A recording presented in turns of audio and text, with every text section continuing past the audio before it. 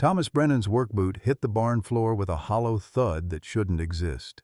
For 43 years, he'd walked these same weathered planks his grandfather Samuel had laid in 1923, and they'd always been solid as bedrock. But this morning, something was wrong. He knelt down, pressing his ear against the wood. The echo beneath was unmistakable. Empty space, where there should be packed Montana earth. His calloused hands traced the floorboards until he found it, a section that gave slightly under pressure like a loose tooth waiting to fall. The crowbar bit into the gap between planks. Wood groaned as the first board came up, then the second. What lay beneath defied everything he thought he knew about his family's land. Hand-hewn steps descended into absolute darkness, and in the dust that should have been untouched for decades, fresh paw prints led down into the unknown. Leave a like and share your thoughts in the comments along with the city you're watching from now. Let's continue with the story. Thomas Brennan had never imagined he'd spend his 58th year alone on the family ranch, but grief has a way of reshaping a man's entire world. 3 years had passed since Sarah lost her battle with breast cancer, and the silence in their farmhouse still felt deafening. Their 2 children lived states away, Michael running a tech company in Seattle, Jennifer raising her own family in Denver, visiting only on holidays and leaving Tom to wrestle with memories and mounting medical bills. The Brennan Ranch stretched across 340 acres of Cedar Valley, Montana, a testament to his grandfather Samuel's determination and what the family had always called honest American grit. Samuel had built the main house in 1923, the barn 2 years later, every beam and board placed with the precision of a man who believed his work would outlast his name. Tom's father had expanded the operation, and Tom himself had modernized it with Sarah's encouragement before returning to banking in the 80s. Now, at 58, Tom found himself back where he'd started, caring for cattle, mending fences, and trying to make sense of a life that felt suddenly untethered. The ranch represented everything he understood about legacy and belonging, but the financial pressure was becoming unbearable. Sarah's medical treatments had drained their savings, and the banker in him knew the numbers weren't adding up. The thought of selling had crept into his mind more frequently, though it felt like betraying 4 generations of Brennan blood in this soil. Cedar Valley itself had changed dramatically over the past decade. Corporate farming operations were buying out family ranches at an alarming rate, transforming the landscape of tight-knit communities into industrial efficiency. Population had dwindled from its peak of 4,000 to barely 2,800, most of them older folks like himself who remembered when everyone knew their neighbors' names and troubles. Tom's days followed a predictable rhythm: morning chores, afternoon maintenance, evening paperwork that reminded him how precarious his situation had become. He'd grown accustomed to talking to the cattle and horses, filling the silence that had once been occupied by Sarah's voice, calling him in for supper or sharing news from town. The isolation wasn't entirely unwelcome. It gave him space to grieve. But some mornings he woke up feeling like he was slowly disappearing into the vastness of Montana sky, becoming as much a ghost as the abandoned homesteads scattered across the valley. The wooden steps creaked under Tom's weight as he descended into the darkness, his flashlight beam dancing across hand-hewn support beams that looked far older than anything his grandfather had built. The air below was cool and strangely fresh, carrying scents of earth and something else, something wild that made the hair on his arms stand up.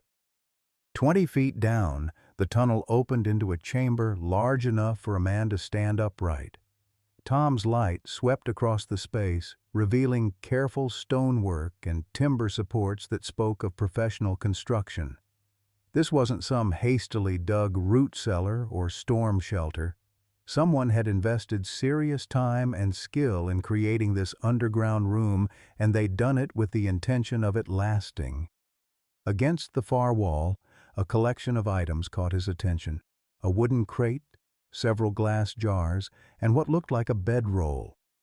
Everything appeared old but well-maintained, as if someone had been caring for these belongings regularly.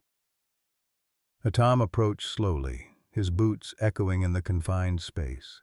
The wooden crate contained papers, documents wrapped in oiled cloth that had protected them from moisture and time. With trembling fingers, Tom unwrapped the bundle and found himself looking at correspondence written in Spanish, along with what appeared to be mining claims and partnership agreements. One name appeared repeatedly in the English portions: Roberto Martinez, dated 1851. Beneath the papers lay a photograph that made Tom's breath catch. 4 young men stood together in front of what was unmistakably his barn, though it looked newer in the image. 3 of the men were clearly Anglo settlers, one of them bearing an unmistakable resemblance to the portraits of his grandfather Samuel that hung in the farmhouse. The 4th man, darker-skinned and wearing the clothes of a prospector, stood slightly apart from the others. Tom turned the photograph over and found writing in faded ink. Partnership Agreement, Copper Creek Mine, Samuel Brennan, Thomas O'Sullivan, William Cross, Roberto Martinez, May 1851. His grandfather had never mentioned any mining operation. The family history spoke only of cattle ranching and farming, of Samuel's steady work building a legacy for future generations. Yet here was evidence of a partnership that had somehow been erased from family memory. A sound from deeper in the tunnel made Tom freeze. It was low and rhythmic, breathing that was too deep and slow to be human. His flashlight beam wavered as he pointed it toward the source of the sound, and what he saw there made his heart hammer against his ribs. A massive gray wolf lay curled in the far corner of the chamber, its fur silver with age but its yellow eyes alert and intelligent. The animal regarded Tom with what seemed like curiosity rather than fear, making no move to flee or attack. Instead, it slowly raised its head and studied him with an intensity that felt almost human. Tom had lived in Montana his entire life and had encountered wolves before, but never like this. This animal showed no signs of wildness or aggression. Its behavior suggested familiarity with human presence, even comfort with it. More unsettling still, the wolf appeared ancient. Its muzzle was completely gray, and its movements carried the careful deliberation of extreme old age. The wolf rose slowly to its feet and walked toward Tom with a dignity that seemed almost ceremonial. It stopped just beyond arm's reach and sat down, never breaking eye contact. Tom noticed that the animal was thin but not starving, suggesting it had been finding food somehow. The wolf's gaze moved to the papers in Tom's hands, then back to his face, as if it understood the significance of what he discovered. "How long have you been down here, girl?" Tom whispered, somehow certain the wolf was female despite its size. The animal's ears pricked forward at the sound of his voice, and Tom could have sworn he saw something like relief in those ancient yellow eyes. The wolf stood again and moved toward a section of the chamber Tom hadn't yet explored. She paused at what appeared to be a slight depression in the earth floor, looking back at Tom expectantly. When he approached with his flashlight, the beam revealed carefully arranged stones forming a border around an area about 6 feet long and 3 feet wide. It was a grave, and based on the wolf's protective stance beside it, Tom was beginning to understand that he'd stumbled into something far more complex than a forgotten storage room. The papers in his hands, the photograph of his grandfather with 3 other men, and this ancient wolf guarding what was clearly a burial site added up to a story that his family had apparently kept hidden for over a century and a half. The wolf lay down beside the grave, resting her massive head on her paws, and looked up at Tom with eyes that held depths of sorrow and loyalty he'd never seen in any animal.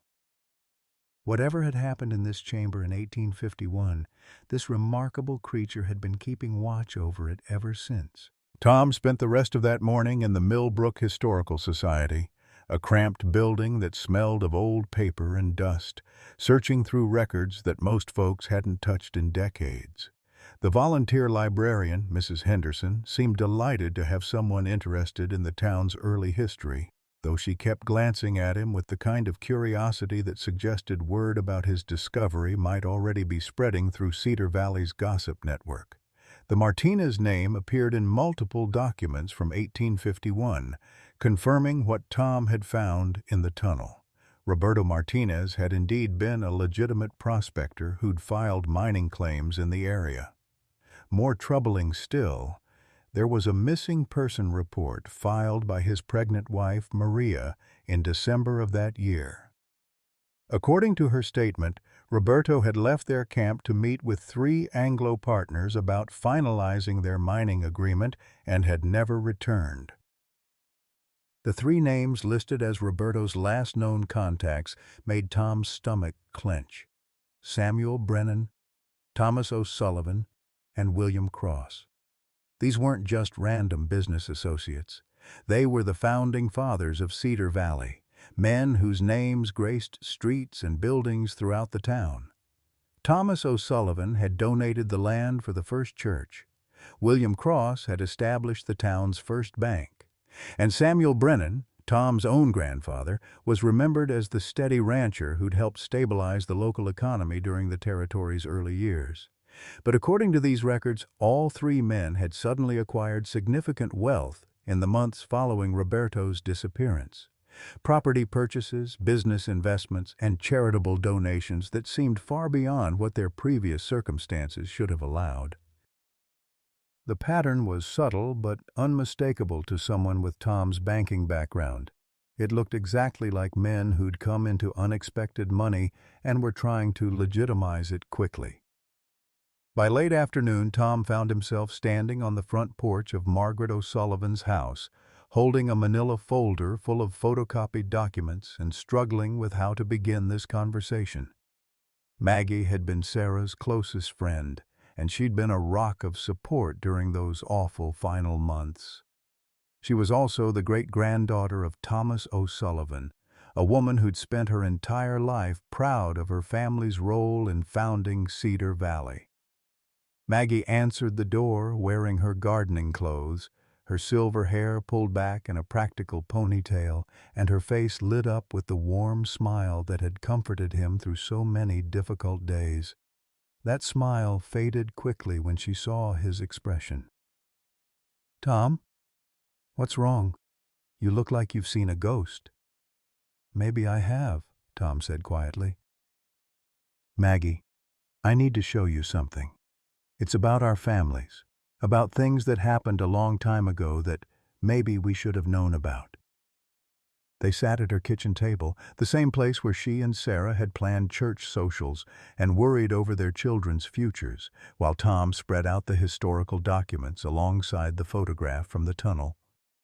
Maggie's face went through a series of emotions: confusion, concern, and finally a kind of pale recognition that told Tom she'd heard whispers of old family stories that had never quite made sense. "My grandmother used to say strange things sometimes," Maggie admitted, her voice barely above a whisper. "When she was very old, near the end, she'd talk about Thomas coming home from meetings covered in dirt, about money that came from dark places. We always thought it was just her mind going, you know. Old age making her confused about things. What exactly did she say?" Maggie's hands trembled slightly as she traced the edge of the photograph. "She said Thomas used to wake up screaming sometimes, especially during thunderstorms, that he'd cry out in his sleep about the Mexican boy and beg forgiveness for something, but during the day he was this pillar of the community, you know, so generous with the church, so respected. We figured the nightmares were just about the war or something." The conversation was interrupted by a knock at the front door. Maggie exchanged a glance with Tom before going to answer it, and Tom heard her sharp intake of breath from the hallway. When she returned, she was followed by a woman Tom had never seen before. Hispanic, perhaps 55 years old, with graying black hair and intelligent dark eyes that seemed to take in every detail of the room. "Mr. Brennan," the woman said, extending her hand with a firm grip that spoke of someone accustomed to hard work. "My name is Elena Rodriguez Martinez. I believe you've been learning about my great-great-grandfather." Tom felt the bottom drop out of his stomach. "Roberto Martinez was your ancestor?" "He was, and I've been researching what happened to him for the past 3 years." Elena's voice carried a slight accent and a weight of controlled emotion that made Tom understand this wasn't a casual genealogy project. "I know about the tunnel under your barn, Mr. Brennan. I know about the wolf, and I know what your families did to my family." Maggie sank back into her chair, her face pale. "How do you know about any of this?" Elena pulled out a worn leather journal and placed it on the table beside Tom's documents. "This belonged to Roberto's wife, Maria, my great-great-grandmother. She wrote everything down: Roberto's excitement about the partnership, his trust in his 3 Anglo friends, and her growing fear when he didn't come home. The journal was passed down through our family, along with the story of what really happened here." Tom opened the journal carefully, noting the Spanish text written in a careful, feminine hand. Even without translation, the progression of entries told a story: early pages filled with hope and plans, later ones increasingly desperate and fearful. "She never believed Roberto just abandoned her," Elena continued. "Maria knew he'd been murdered, and she spent the rest of her life trying to prove it. But who was going to listen to a pregnant Mexican woman accusing 3 respected white businessmen, especially when those men were suddenly wealthy enough to buy off anyone who might cause trouble?" "You're saying our great-grandfathers were murderers," Maggie said quietly, the words hanging in the air like an accusation none of them wanted to voice. "I'm saying your great-grandfathers killed my great-great-grandfather for his mining claims and built their fortunes on stolen wealth." Elena's voice was steady, but Tom could see the decades of pain and anger behind her controlled exterior. "And there's a wolf down in that tunnel who's been guarding Roberto's grave for over a century and a half, waiting for someone to finally tell the truth." The 3 of them sat in silence for a moment, the weight of history settling over them like a shroud. Tom thought about the wolf's ancient eyes, the careful arrangement of stones around that grave, and the loyalty that had endured far beyond any reasonable expectation. "What do you want from us?" Tom asked finally. Elena's expression softened slightly. "I want justice for Roberto. I want his story told, and I want that wolf to finally be able to rest." The next 4 days transformed Tom's understanding of everything he'd believed about his family and his community. Elena had brought more than just Maria's journal. She carried with her 3 years of meticulous research that painted a picture far darker than any of them had imagined.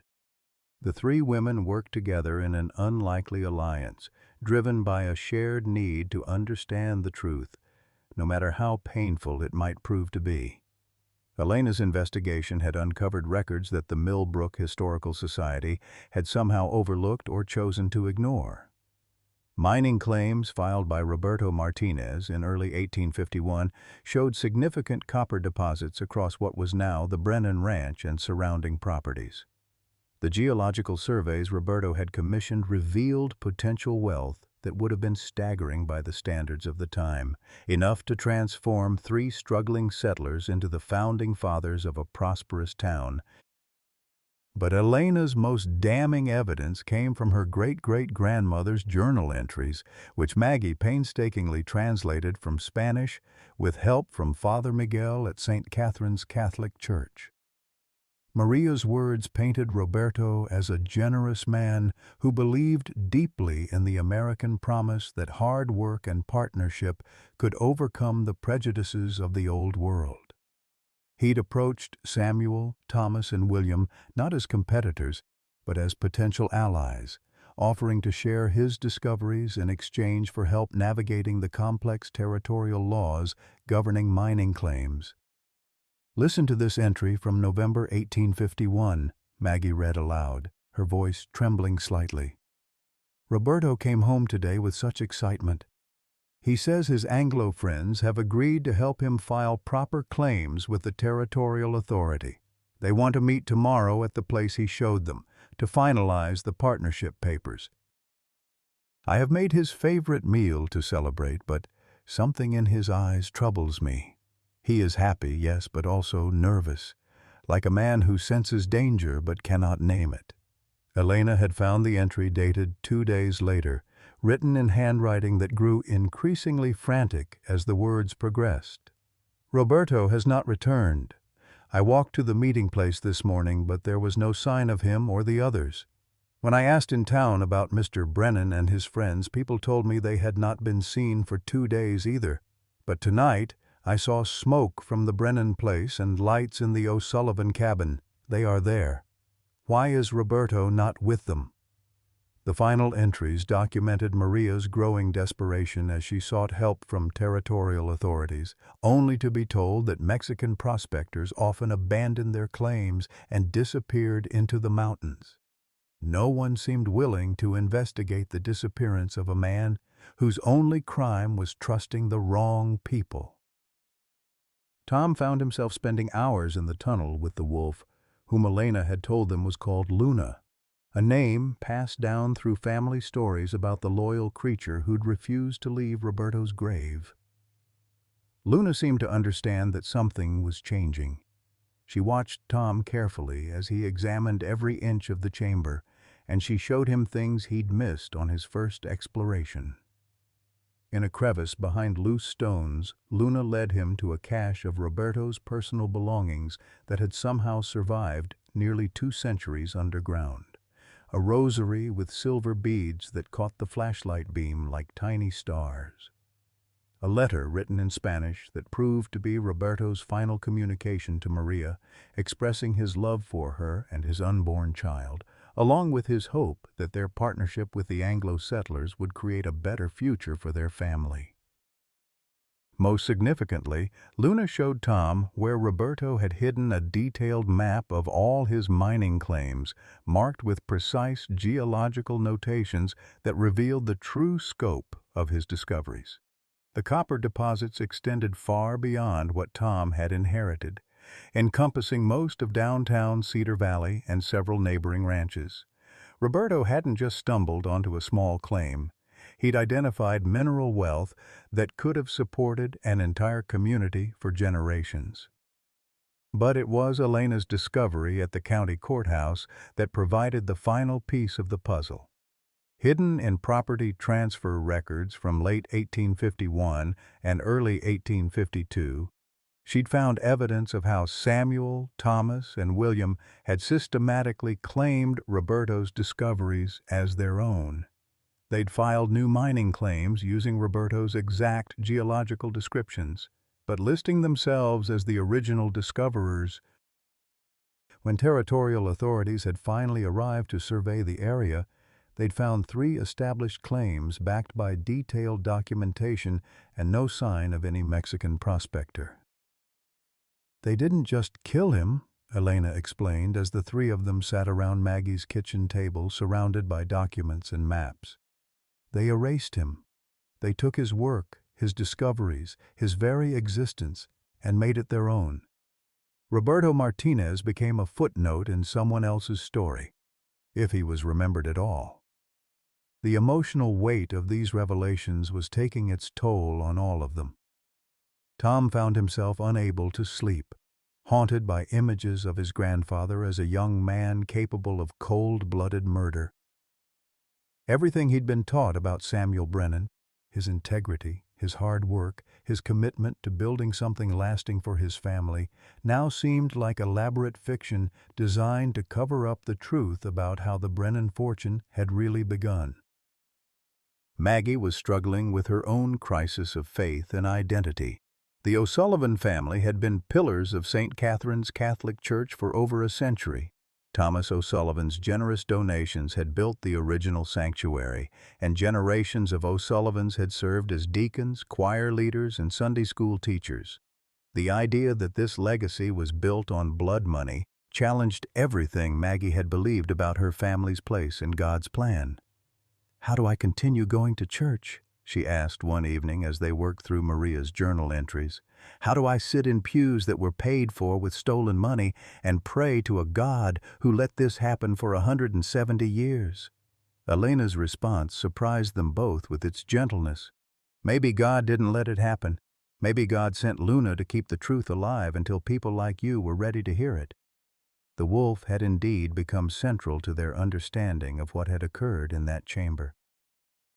Elena shared family stories passed down through generations about the loyalty of Roberto's companion, a wolf he'd rescued as an injured pup and raised as his closest friend. According to Maria's journal, Luna had been with Roberto on the day he disappeared, and she'd returned to their camp days later, bloody and traumatized, refusing to eat or leave the area where Roberto had last been seen. But it was Tom who made the most disturbing discovery about Luna's long vigil. While examining the chamber more thoroughly, he'd found evidence that Luna hadn't been alone all these years. Hidden alcoves contained the bones of other wolves, generations of Luna's descendants who'd apparently shared in her guardianship of Roberto's grave. The most recent remains appeared to be only a few years old, suggesting that Luna represented not one impossibly long-lived animal, but a lineage of wolves who'd somehow inherited the duty of protecting this sacred space. The implications were staggering. For over a century and a half, while the descendants of Roberto's murderers prospered and celebrated their family legacies, a pack of wolves had maintained a faithful vigil over his unmarked grave. They'd survived winters and droughts, avoided hunters and trappers, and somehow managed to keep their secret guardianship undetected by the very people who'd benefited from Roberto's death. This discovery led to heated arguments among the three researchers about what their next step should be. Elena wanted to go public immediately, to expose the truth about Cedar Valley's founding and demand recognition for Roberto's rightful place in local history. Tom found himself torn between loyalty to his grandfather's memory and his growing certainty that justice demanded full disclosure. Maggie advocated for a more cautious approach, arguing that they needed to consider the impact on current community members who'd had no part in century-old crimes. Their debates were complicated by practical concerns that none of them could ignore. Tom's ranch was already financially precarious, and a scandal involving the legitimacy of his family's original land claims could destroy any remaining value in the property. Maggie worried about the impact on elderly community members who'd spent their lives proud of their family contributions to local development. Elena struggled with her own conflicted feelings about disrupting the lives of people who seemed genuinely decent, despite being descendants of murderers.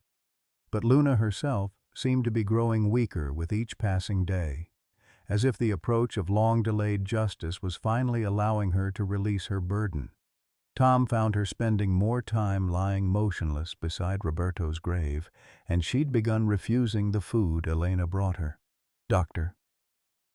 Morrison, the local veterinarian, had examined her and found no specific illness, but he'd warned that she appeared to be simply giving up, a phenomenon he'd seen in elderly animals who seemed to lose their will to live. "It's like she's been waiting for something," Dr. Morrison had told them, "and now that whatever it is has happened, she's ready to let go." The urgency of Luna's condition forced them to confront the reality that their time for careful deliberation was running out. Whatever they decided to do about Roberto's story would need to happen soon, before the faithful guardian who'd preserved it for so many generations finally found her rest. The decision to go public came when Luna collapsed on a Tuesday morning in late September, her breathing shallow and labored as she lay beside Roberto's grave. Dr. Morrison's examination confirmed what they all feared. The ancient wolf was dying, and no medical intervention could change that reality. Elena knelt beside Luna's graying form, tears streaming down her face as she whispered words of comfort in both English and Spanish. "She's been waiting. Elena said through her sobs. All these years she's been waiting for someone to tell Roberto's story. We can't let her die with the truth still buried.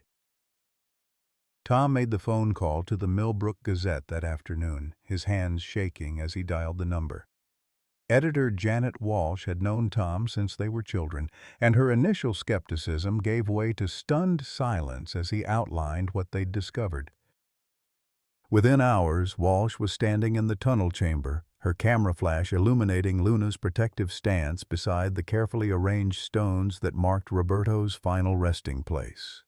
The story broke on Thursday morning with a front-page headline that sent shockwaves through Cedar Valley. Local families linked to 1851 murder. Walsh had written the piece with careful attention to the evidence, but the implications were unmistakable. 3 of the town's founding families had apparently built their fortunes on the systematic murder and theft of a Mexican prospector's mining claims. The community's reaction was swift and divisive. By noon, Tom's phone was ringing constantly with calls from reporters, historians, and angry residents. Some callers expressed support for his courage in revealing the truth, but many more accused him of destroying the town's reputation for the sake of sensational publicity. The pressure intensified when local television stations picked up the story, bringing news vans and camera crews to Cedar Valley's quiet streets. Robert Cross, great-grandson of William Cross and current president of Cedar Valley Bank, arrived at Tom's ranch that evening with 2 lawyers and a fury that had been building all day. Cross was a man accustomed to command, his family's banking empire having grown from his great-grandfather's mysterious wealth acquisition in the 1850s. He stood in Tom's living room, his face red with anger, demanding that Tom retract his statements and apologize for what Cross called malicious lies designed to destroy honorable families. "You're talking about murder without a shred of real proof," Cross thundered, his expensive suit contrasting sharply with Tom's work clothes. "Some old bones in a tunnel don't prove anything except that someone died and was buried there. For all we know, this Roberto Martinez died of disease or accident, and your grandfather gave him a Christian burial." "Then explain the bullet hole in his skull," Tom replied quietly. "Explain why there's no record of his death anywhere in the territorial documents.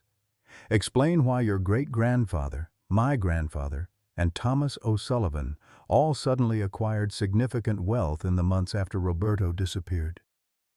Cross's lawyers advised him to remain silent, but his family pride overruled their caution. "Our families built this town through hard work and honest dealing. We're not going to let some grieving widower and a Mexican troublemaker destroy that legacy with wild conspiracy theories." Elena, who had been sitting silently in the corner, stood up slowly. Her voice was steady, but Tom could see the decades of suppressed anger finally finding expression. "My great-great-grandfather wasn't a conspiracy theory, Mr. Cross. He was a real man with a real family who trusted your ancestor enough to share the location of his mining discoveries, and your ancestor repaid that trust by putting a bullet in his head." The confrontation escalated quickly, with Cross threatening lawsuits and demanding that the tunnel be sealed immediately to prevent further desecration of private property. His lawyers cited property rights and statutes of limitations, arguing that even if historical crimes had occurred, no legal remedies existed for events that had happened over a century ago. But the story had taken on a life of its own beyond the control of any individual family. By Friday morning, the Associated Press had picked up the story, and Cedar Valley found itself at the center of a national conversation about historical justice and the hidden crimes that had shaped the American West. Historians and anthropologists were requesting access to the site, while Native American activists pointed out that similar patterns of violence and theft had been used against indigenous communities throughout the territorial period. The pressure on Luna's failing health became a focal point for the growing media attention. Animal rights groups demanded that she be moved to a sanctuary where she could receive proper veterinary care, while others argued that removing her from the tunnel would be a betrayal of her century-long vigil. Dr. Morrison found himself fielding calls from veterinarians and wildlife experts across the country, all offering advice about caring for what many were calling the most loyal animal in American history. Elena made the decision that changed everything. On Saturday morning, she called a press conference and announced that she would be filing a formal claim with the federal government seeking recognition of Roberto Martinez as a victim of racially motivated murder and requesting compensation for the theft of his mining claims. More significantly, she revealed that she'd been in contact with several other families whose Mexican and Native American ancestors had mysteriously disappeared in the Cedar Valley area during the 1850s and 1860s. "This isn't just about Roberto," Elena told the assembled reporters, her voice carrying the weight of generations of suppressed grief. "This is about a pattern of violence that was used to steal land and resources from anyone who wasn't white. My great-great-grandfather wasn't the only victim. He was just the one who had a wolf loyal enough to keep his story alive." The revelation that other families might have similar stories transformed the narrative from a single historical crime to a systematic campaign of ethnic cleansing that had been hidden for over a century. Federal investigators announced that they would be examining the case as part of a broader investigation into territorial-era crimes against minority communities. Tom found himself at the center of a storm he'd never anticipated. His decision to reveal the truth about his family's past had unleashed forces that were reshaping not just his own life, but the entire identity of Cedar Valley. Some residents praised him as a man of integrity who'd chosen truth over comfort, while others blamed him for destroying the town's reputation and economic prospects. The financial implications were staggering. Tourism revenue, which had been a growing part of Cedar Valley's economy, virtually disappeared overnight as visitors stayed away from what media outlets were calling Murder Valley. Property values plummeted as potential buyers worried about the legal and ethical complications of owning land that might have been acquired through historical crimes. More personally devastating for Tom was the reaction of his own children. Michael, his son in Seattle, called on Sunday night with barely controlled anger in his voice. "Dad, what the hell were you thinking? Do you have any idea what this is doing to our family name? Emma's classmates are teasing her about having a murderer for a great-great-grandfather." Jennifer's reaction was even more painful. His daughter, who had always been proud of her pioneer heritage, felt betrayed by what she saw as Tom's decision to destroy their family's legacy for the sake of people who'd been dead for generations. "Mom would be heartbroken to see what you're doing to everything she loved about our family history," Jennifer told him, her words cutting deeper than any public criticism. But it was Luna's condition that kept Tom grounded in the importance of what they were doing. Each day the ancient wolf grew weaker, her breathing more labored, her movements more painful. Yet she continued to maintain her position beside Roberto's grave, as if her life force was tied directly to her guardianship of his memory. Elena had taken to sleeping in the tunnel, refusing to leave Luna alone during what everyone understood were probably her final days. Tom and Maggie joined her in shifts, creating an unlikely vigil that seemed to honor both the dying wolf and the murdered man she'd protected for so long. On Monday evening, as Tom sat beside Luna's still form, he felt her place her massive head on his lap, the first time she'd voluntarily made physical contact with him. Her yellow eyes, clouded but still intelligent, seemed to convey a message of acceptance and perhaps even gratitude. For the first time since this all began, Tom felt certain that he'd made the right choice, regardless of the personal cost. Luna died on a Wednesday morning in early October, passing peacefully in her sleep with Elena's hand resting on her graying fur. The ancient wolf had held on just long enough to see the federal investigators arrive in Cedar Valley, as if she'd understood that her century-long vigil was finally complete. Her death marked the end of an era and the beginning of something far more devastating than any of them had anticipated. The federal investigation that Elena had requested quickly expanded beyond a simple historical inquiry. FBI agents specializing in cold cases arrived with ground-penetrating radar and forensic anthropologists, transforming Tom's ranch into what looked like an archaeological crime scene. What they discovered in the expanded excavation around Roberto's grave confirmed Elena's worst fears about the scope of the historical crimes. 3 additional burial sites were found within 100 yards of the tunnel, each containing human remains that showed evidence of violent death. Carbon dating confirmed that all the victims had died during the same general period as Roberto, between 1851 and 1865. Personal effects found with the bodies suggested they represented the broader pattern of ethnic cleansing that Elena had suspected. A Chinese prospector still wearing the remnants of traditional clothing, a Native American man buried with distinctive tribal jewelry, and what appeared to be a freed slave based on the style of his boots and the presence of manumission papers in his coat pocket. The implications were staggering. Samuel Brennan, Thomas O'Sullivan, and William Cross hadn't just committed a single murder. They'd operated what investigators described as a systematic campaign to eliminate non-white prospectors and claim their discoveries. The geological surveys found evidence of mining operations extending far beyond Roberto's original claims, suggesting that the 3 men had been methodically murdering competitors for over a decade. For Tom, each new revelation felt like another blow to everything he'd believed about his family and himself. The grandfather he'd revered as a pillar of integrity had apparently been the leader of what amounted to a racially motivated killing spree. The Brennan legacy wasn't built on hard work and honest dealing. It was founded on serial murder and the systematic theft of other people's discoveries. The psychological toll was becoming unbearable.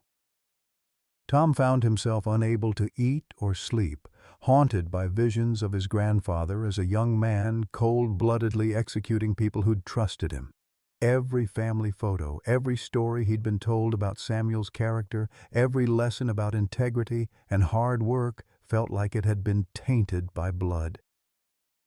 He began experiencing panic attacks when reporters called, and he'd started avoiding mirrors because he thought he could see his grandfather's murderous nature in his own features.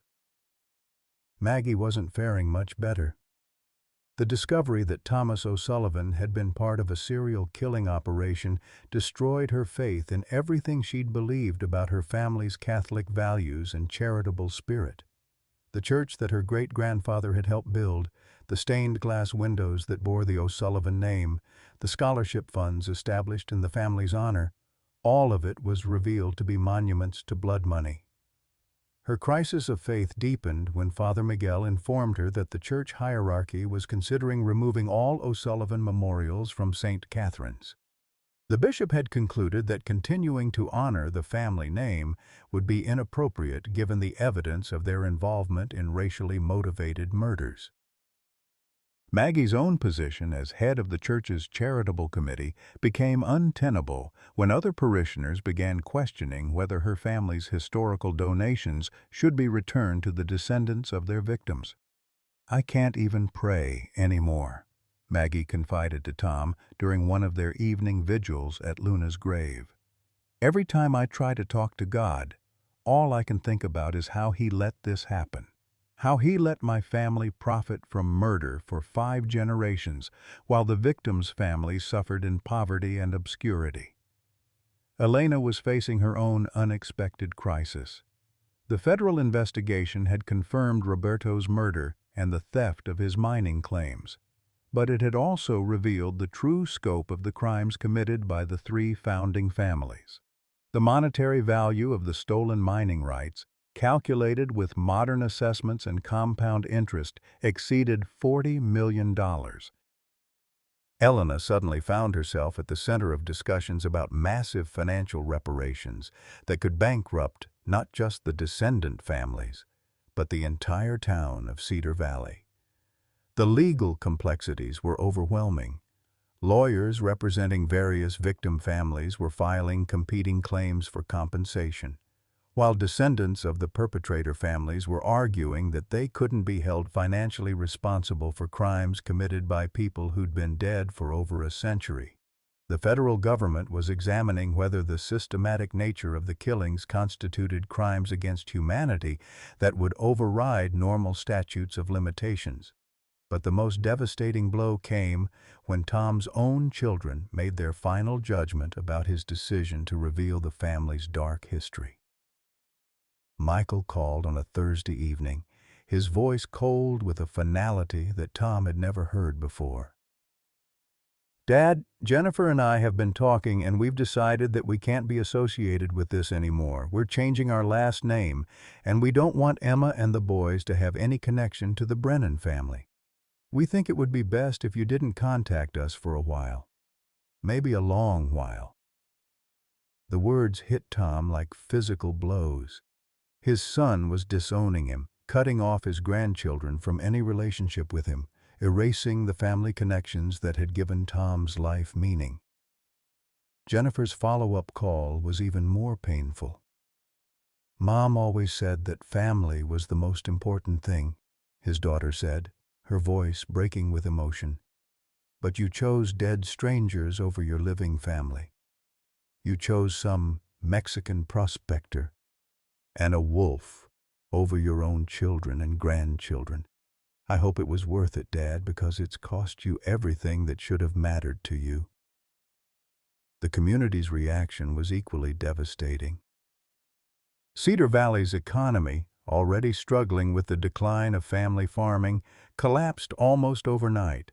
Tourism revenue disappeared entirely as visitors stayed away from what national media had dubbed Murder Valley. Local businesses were forced to close as customers avoided the town, and property values fell so dramatically that many residents found themselves trapped in homes they could no longer sell. The social fabric of the community disintegrated as neighbors turned against each other. Families that had been friends for generations found themselves on opposite sides of debates about historical responsibility and contemporary consequences. Some residents blamed Tom, Elena, and Maggie for destroying their town's reputation and economic future.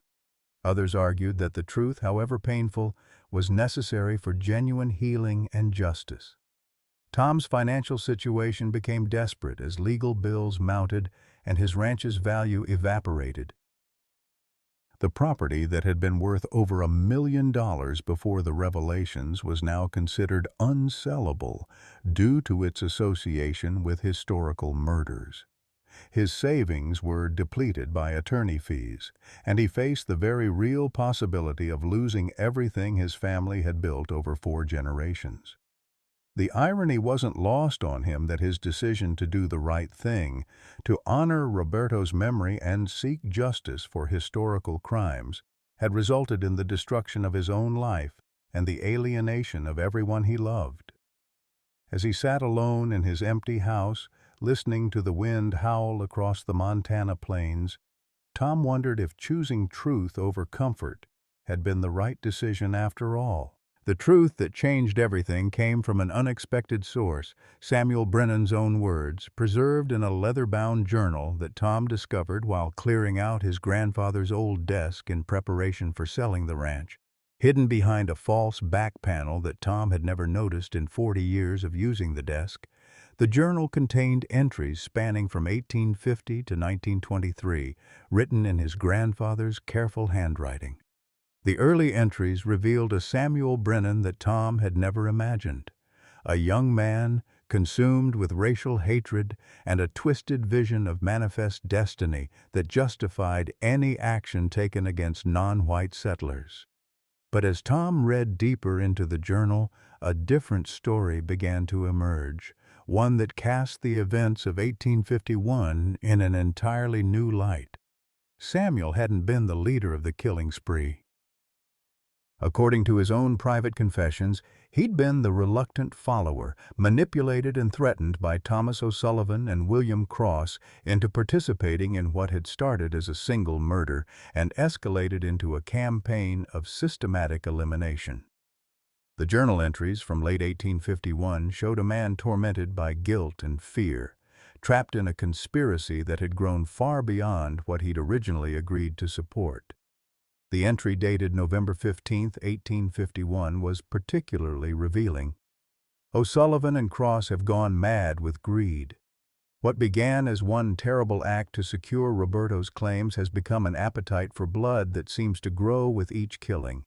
They speak of cleansing the valley as if they were doing God's work, but I see the devil's hand in their eyes. I am trapped now, as guilty as they in the eyes of the law, but I cannot stomach more murder.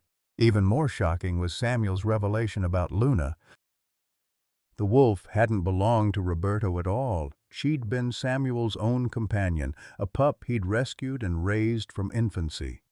On the night Roberto was murdered, Luna had followed Samuel to the meeting place and had witnessed the killing. Samuel's journal described the wolf's reaction with heartbreaking detail. Luna saw what we did to the Mexican, and something in her eyes changed forever. She would not come home with me, would not take food from my hand. She has chosen to stay with the dead man's grave, and I think she understands better than I do what justice means. The journal continued to document Luna's vigil and Samuel's growing torment over the following months. Entry after entry described his failed attempts to coax the wolf home, his anguish over her refusal to forgive him, and his eventual understanding that she had become the moral conscience he'd abandoned. "She guards what I destroyed," he wrote in March 1852. "She shows me every day what loyalty and honor look like, while I count stolen coins and pretend to be a decent man." But the most devastating revelation came in entries from 1852 and beyond, which described Samuel's discovery that O'Sullivan and Cross had been planning to kill him as well. They'd viewed Samuel's growing reluctance and guilt as a threat to their security, and they'd made it clear that his continued silence required his continued usefulness to their operation. Samuel had been as much a prisoner of the conspiracy as he'd been a participant in it. "They own me now," Samuel wrote in June 1852. "Every dollar I spend, every improvement I make to this land, every moment of happiness I try to build is tainted by their blood money. I am not a rancher. I am a keeper of graves, a guardian of secrets that will damn my soul and the souls of any children who inherit this cursed wealth." The journal revealed that Samuel had spent the remaining 70 years of his life tormented by guilt and fear, knowing that the prosperity his family enjoyed was built on multiple murders, but unable to expose the truth without destroying his own children and grandchildren.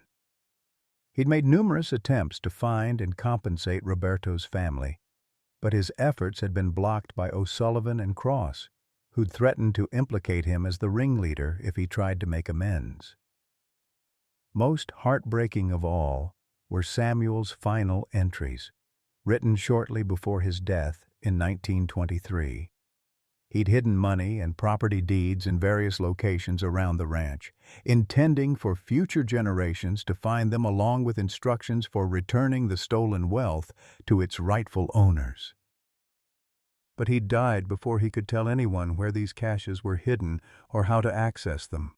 "I pray that someday my grandson or his children will find these words and have the courage I never possessed," Samuel had written. "Let them know that the Brennan name was poisoned from its beginning, but it need not remain so forever. Let them give back what was stolen and honor the memory of those who died for our prosperity. Let them ask forgiveness from the wolf who has been our conscience all these years." Tom sat in his empty living room, the journal heavy in his hands, feeling as if his entire understanding of his family history was being rewritten. His grandfather hadn't been a monster. He'd been a young man who'd made a terrible mistake and spent the rest of his life trying to find a way to atone for it. The guilt and fear that had shaped Samuel's character, the nightmares that Maggie's grandmother had remembered, the religious devotion that had marked his later years, all of it made sense now as the behavior of a man seeking redemption for unforgivable sins. But perhaps most significantly, the journal contained detailed maps showing where Samuel had hidden caches of money and property deeds throughout the ranch. Following these maps, Tom spent the next 3 days excavating various locations, finding metal boxes that contained not just cash and documents, but detailed records of Samuel's secret attempts to track down the families of Roberto and the other victims. The financial records were staggering. Samuel had been systematically setting aside portions of the mining profits for over 70 years, accumulating a fund that, with compound interest, was worth nearly $12 million in current value. The property deeds showed that Samuel had been secretly purchasing land adjacent to the original claims, apparently intending to return the entire expanded territory to the victims' families. Most remarkably, Samuel had maintained detailed genealogical records for Roberto's family, tracking Maria's descendants through several generations. His records showed that Elena wasn't just Roberto's great-great-granddaughter. She was his direct heir and the rightful owner of mining claims that were worth far more than anyone had previously estimated. When Tom shared these discoveries with Elena and Maggie, the reaction was a mixture of relief, vindication, and overwhelming emotional complexity.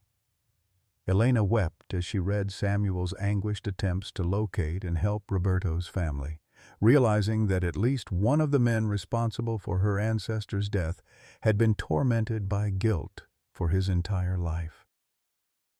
"He tried to make it right," she said through her tears. For 70 years, he was trying to find a way to give back what was stolen.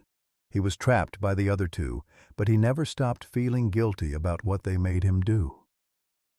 Maggie found her own measure of peace in learning that the O'Sullivan family's role had been more central to the killings than Samuel's. Thomas O'Sullivan, according to Samuel's journal, had been the driving force behind the murders. The man who'd convinced the others that eliminating non-white competitors was both necessary and justified. This knowledge didn't excuse her family's participation, but it helped her understand why her great-grandmother had mentioned Thomas's nightmares and his desperate attempts to seek forgiveness through religious devotion. The revelations also provided a framework for addressing the legal and financial complications that had threatened to destroy Cedar Valley. Samuel's hidden fund, combined with the expanded property holdings he'd secretly acquired, provided a mechanism for meaningful reparations without bankrupting current residents who bore no responsibility for historical crimes. But perhaps most importantly, the journal provided context for Luna's incredible loyalty and the meaning of her century-long vigil. She hadn't been guarding Roberto's grave out of some mystical connection to the dead. She'd been maintaining a living protest against injustice, refusing to let the crimes be forgotten or forgiven until proper amends were made. Samuel's own words confirmed that Luna had understood the moral dimensions of what had happened in ways that the humans involved had failed to grasp. "She was the conscience we abandoned," Tom read aloud from one of Samuel's final entries. "Every day for 70 years she has reminded me that some sins cannot be hidden, only acknowledged and atoned for. When she finally rests, it will be because justice has finally been served." The transformation of Cedar Valley began with Samuel's hidden legacy, but it was sustained by something far more powerful: the willingness of 3 families to choose healing over hatred, truth over comfort, and community over individual pride.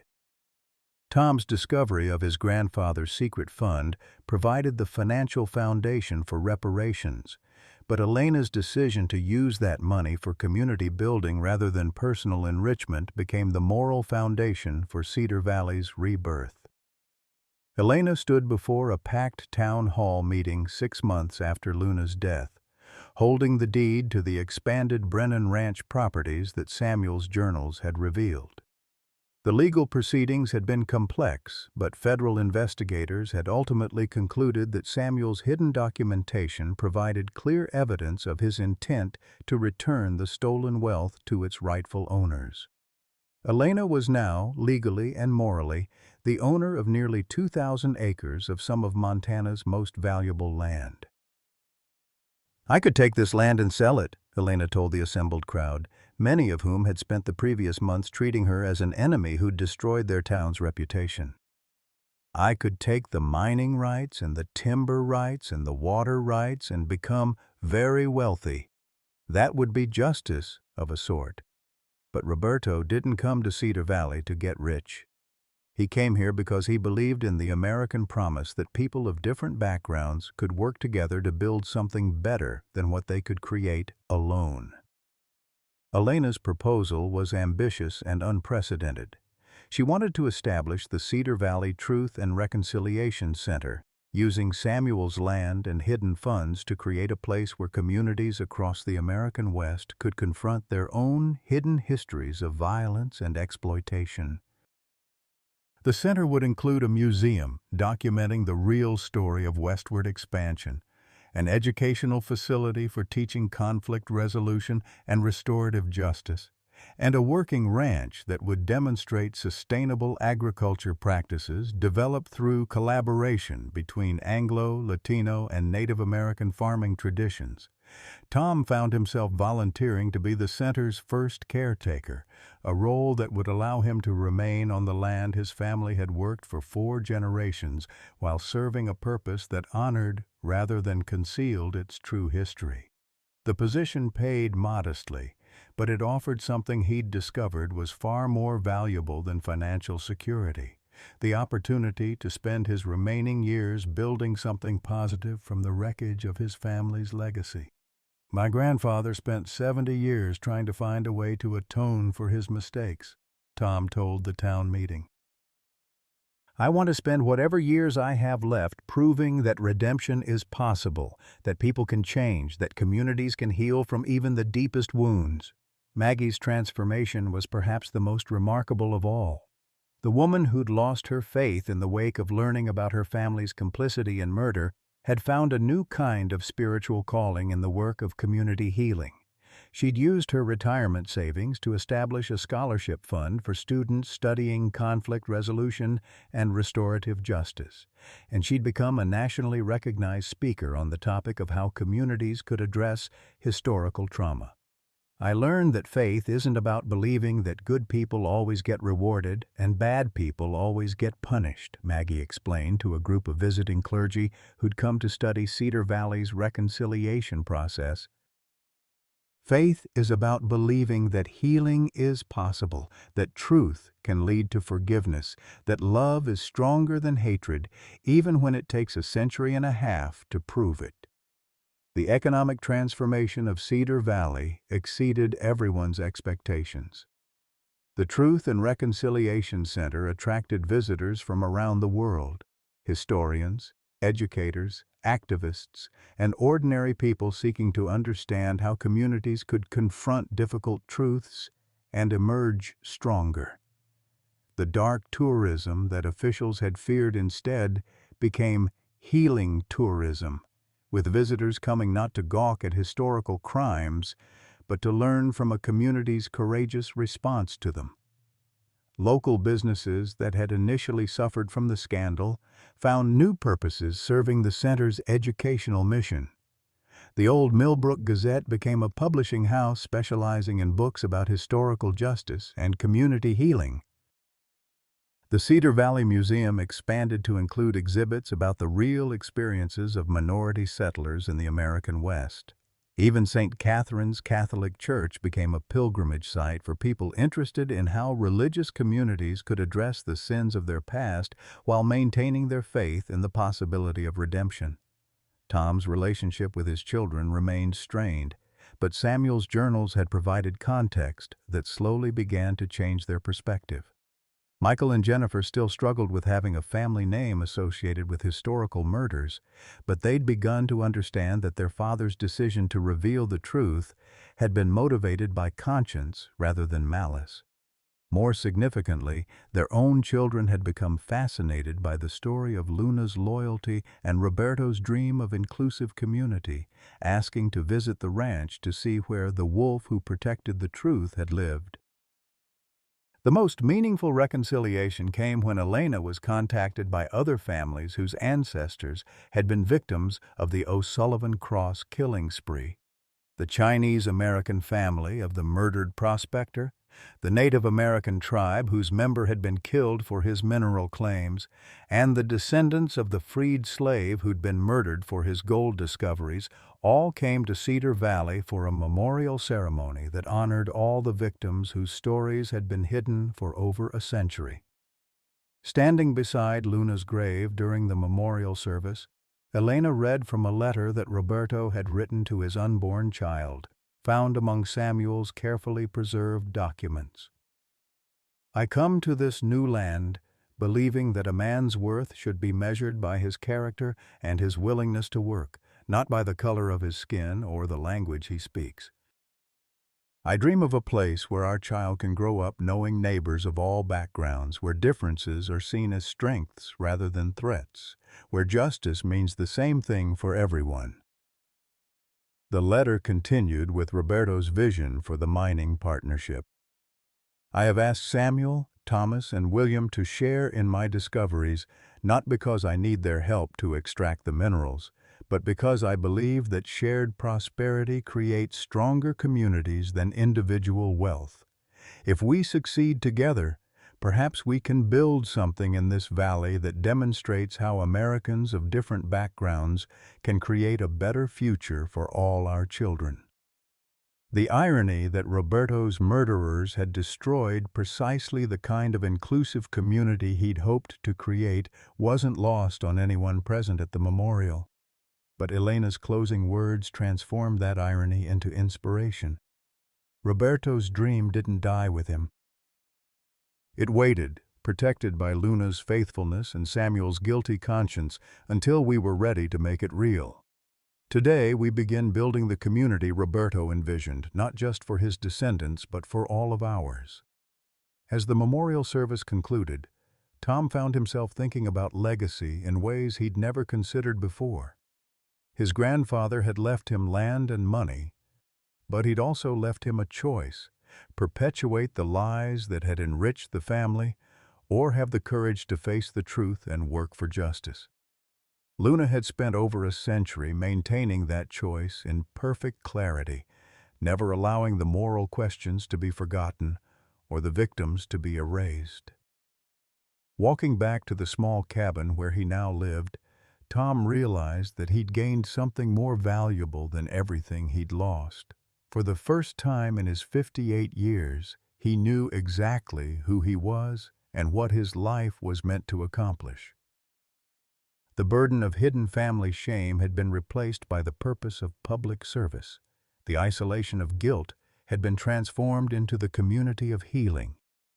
Behind him, Luna's grave was covered with flowers left by visitors from around the world, each bloom a testament to the power of loyalty, the importance of truth, and the possibility that even the deepest wounds could eventually heal.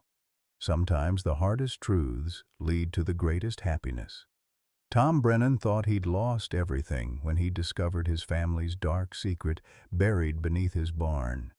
His children disowned him, his community turned against him, and everything he'd believed about his legacy crumbled to dust.